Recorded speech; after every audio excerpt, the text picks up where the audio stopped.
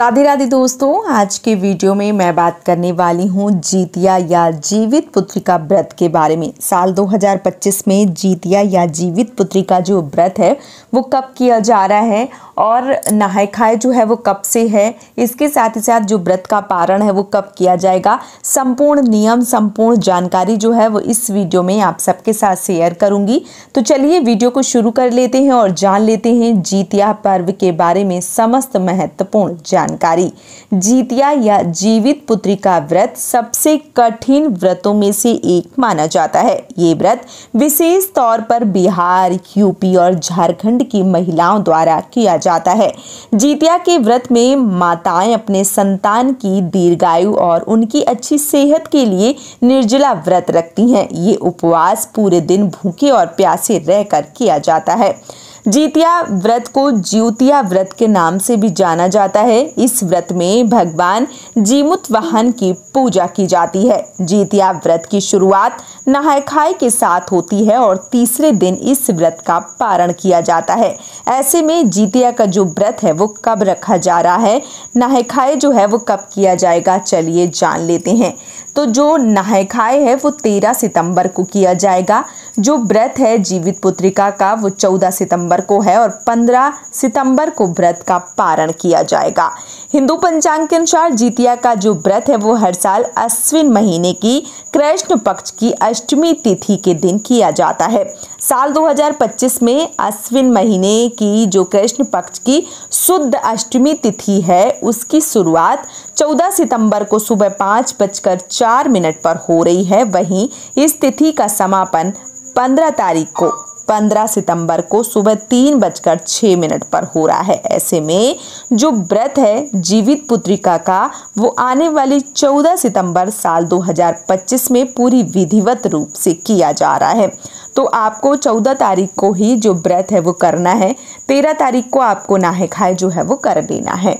पूजन विधि जो है वो किस प्रकार से होने वाली है, तो जितिया व्रत के दिन ब्रह्म मुहूर्त में उठकर स्नान करना चाहिए। फिर बांस के पत्ते पर या जो तरोई का पत्ता होता है उस पत्ते के ऊपर चीलों और सियारों की जो पूजा है वो की जाती है। उनके लिए जो पहले दिन भोजन जो है वो निकाला जाता है और जो भी चीज़ें हैं वो अपने घर की छत पे रखा जाता है। या जो लोग तालाब या गंगा यमुना में स्नान करती हैं वो लोग वहीं किनारे पे ही निकाल के जो है वो चीलों और सियारन का जो सामान है वो रखती हैं।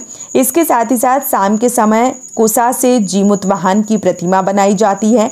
जीमूत वाहन की मूर्ति बनाकर उनकी विधिवत रूप से पूजा की जाती है और अंत में कथा का पाठ किया जाता है और प्रसाद जो है वो अर्पित किया जाता है। अगले दिन स्नान पूजन के बाद जो व्रत है वो उसका पारण किया जाता है और इसको खुरजितिया भी कहते हैं कि जितना प्यास ज़्यादा लगता है, जितना ये जो व्रत है वो खर हो सकता है उतना ही ज़्यादा अच्छा होता है। तो इस व्रत में पानी जो है नहीं पिया जाता है और अगले दिन जब व्रत का पारण किया जाता है तभी जो पानी है वो ग्रहण किया जाता है।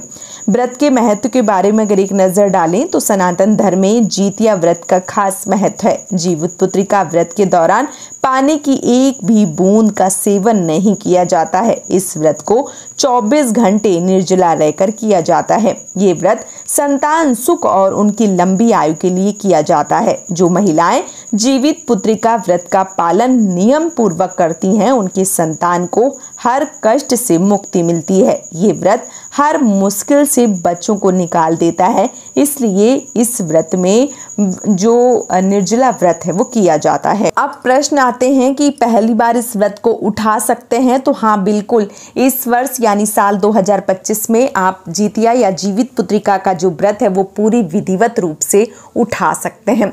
व्रत कहाँ से उठाना चाहिए, तो व्रत आप मायके ससुराल कहीं से भी उठा सकते हैं। ऐसा नियम नहीं है कि आपको कहाँ से उठाना है। और जो लोग पहली बार इस व्रत को करेंगी, वैसे तो जो जितिया है वो चांदी या सोने की बनवाई जाती है। देखिए पुरानी परंपराएं, बहुत नियम अलग होते थे। पहले जो पुत्री हैं उनके लिए चांदी का जितिया, जो बेटे होते थे उनके लिए सोने का जितिया बनवाया जाता था। लेकिन ऐसा अभी नियम नहीं है। पहले पुत्र के लिए जितिया का जो व्रत है वो रखा जाता था, अभी संतान के लिए जितिया का जो व्रत है वो किया जाता है। तो ऐसा नहीं है, आप जितिया जो है वो चांदी सोने किसी का भी बनवा सकती हैं। अगर आपके पास पुत्री है, पुत्र है, कोई भी है, संतान है, आप उसके लिए इस व्रत को कर सकती हैं।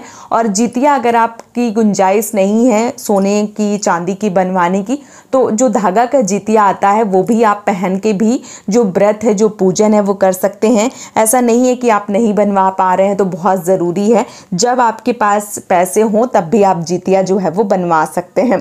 और जो जितिया है वो पूरे नियम से उठाया जाता है। इसमें किसी भी प्रकार का कोई भी पानी, जो जल है वो नहीं पिया जाता है। शुद्ध अष्टमी को जो व्रत है वो किया जाता है। तो इस बार साल 2025 में जो शुद्ध अष्टमी है वो 14 सितंबर को पड़ रहा है। तो 14 सितंबर को ही जो मान लीजिए जीवित पुत्रिका का व्रत है वो किया जाएगा। जीवित पुत्रिका व्रत में जीमूत वाहन भगवान श्री हरि विष्णु का ही एक स्वरूप होता है, उनकी पूजा अर्चना की जाती है। और जो मिट्टी है या जो कुश है उसके जीमूत वाहन और चील सियारिन जो है वो बना के पूरी विधिवत रूप से पूजा अर्चना की जाती है।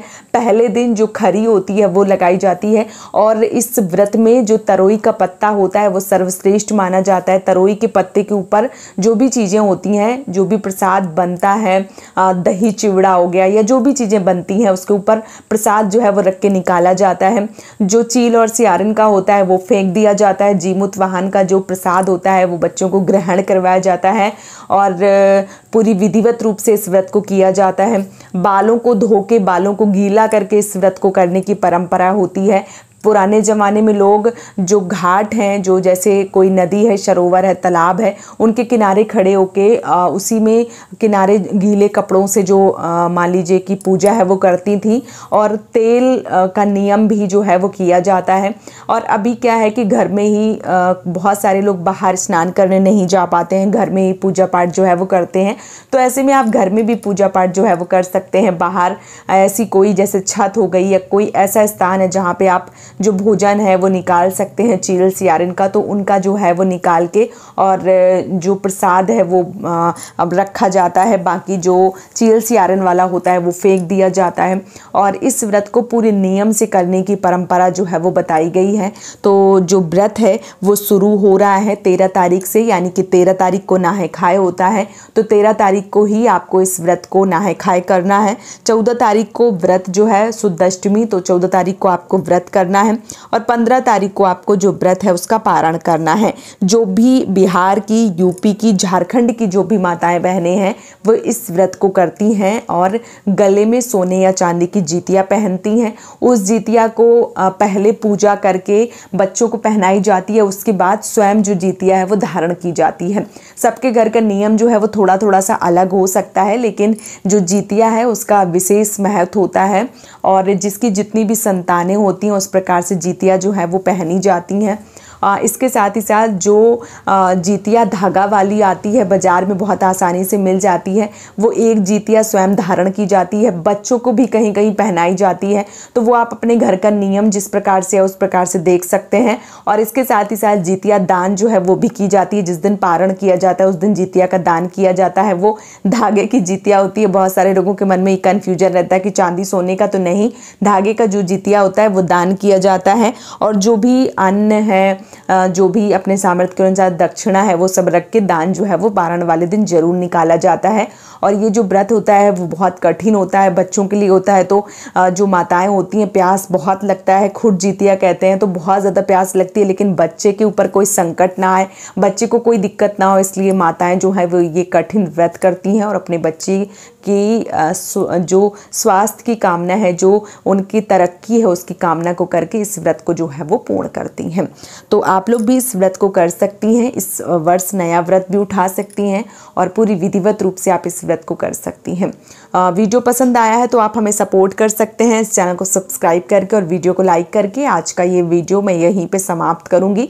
बहुत जल्दी मिलूँगी एक और नए वीडियो के साथ में। तब तक के लिए राधे राधे।